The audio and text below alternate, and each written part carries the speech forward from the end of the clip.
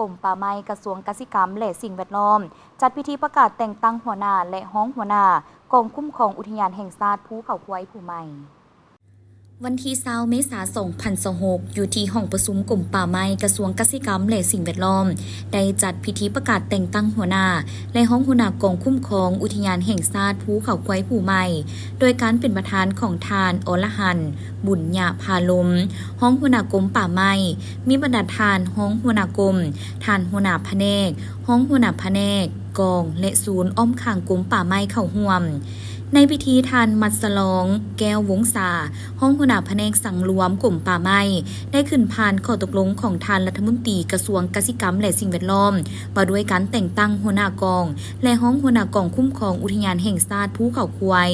ซึ่งในนี้แม่นได้แต่งตั้งทานสมสมุทรมีไซส์สมบูรณ์เป็นหัวหน้ากองทานสมิงแสงพระจันทร์เป็นห้องหัวหน้ากองทานเพชรทิพวงศ์เป็นห้องหัวหน้ากองจากนั้นท่านประธานก็ได้ให้เกียรติโอ้ลมและให้ดีซี่นำต่อผู้ที่ได้รับหน้าที่ใหม่มีคืออุทยานแห่งชาติภูเขาควายเป็นหนึ่งในอุทยานที่มีความสำคัญซึ่งในการคุ้มครองผ่านมามีทางด้านสะดวกและสิ่งท้าทายหลายอย่างโดยเฉพาะการบุกรุกทำลายป่าไม้ไฟไหม้ล้ำป่าฉะนั้นเชื่อว่าภายใต้การนำพาของคณะกองสุดใหม่จะสามารถนำพาจัดตั้งปฏิบัติได้ตามพระบทบาทหน้าที่ของกองคุ้มครองอุทยานแห่งชาติภูเขาควายที่ได้ถูกมอบหมายเพื่อบรรลุได้หน้าที่การเมืองในระยะใหม่คณะกองคุ้มครองอุทยานแห่งชาติภูเขาควายต้องมีความนักแน่นทางด้านการเมืองแนวเขตมีความสามัคคีภายในมีแบบแผนวิธีเฮ็ดเวียกที่ดีโดยมีแผนเวียกแผนงานละเอียดมีการแบ่งเวียกแบ่งความรับผิดชอบจัดแจ้งมีการรายงานเป็นปกติมีการติดตามกวดกาและประเมินผล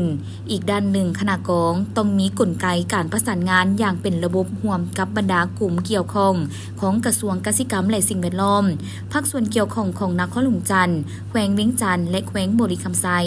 บรรดาเมืองที่เกี่ยวข้องเพื่อคุ้มครองปกปักรักษาเขตอุทยานแห่งชาติภูเขาควายอย่างมีประสิทธิผลรวมทั้งต้องมีแผนป้องกันไฟไหม้ล้ำป่าและแผนรับมือฉุกเฉินกรณีเกิดไฟไหม้ล้ำป่าอย่างมีประสิทธิภาพและมีประสิทธิผลสูงสุด